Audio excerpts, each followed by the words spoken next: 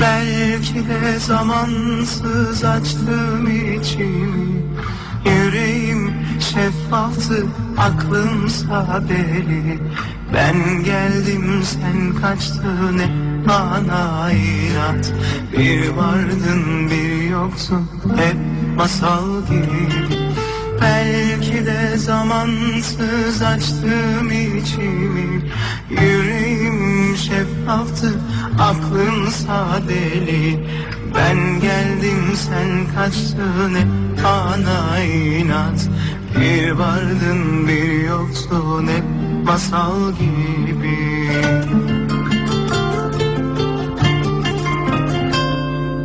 Ne kara kaşına ne kara gözüne, ben tek bir sözüne tutulup kaldım.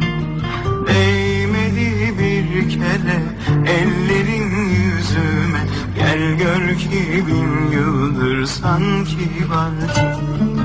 Ne kara kaşına ne kara gözüne, ben tek bir sözüne tutulup kaldım.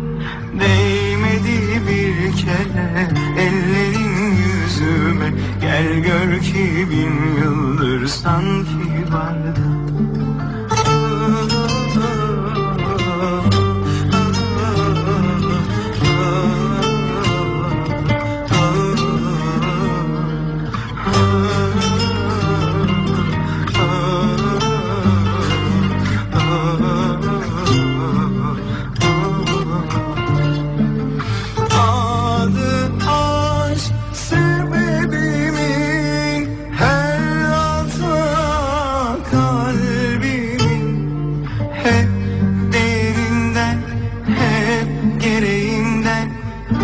Hak ettiğimden çok sevdim.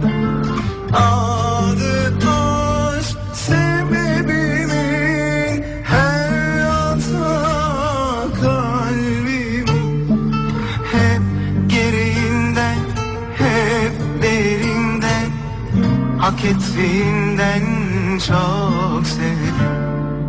Ne kara kaşına ne kara gözüne, ben tek bir sözüne tutulup kaldım.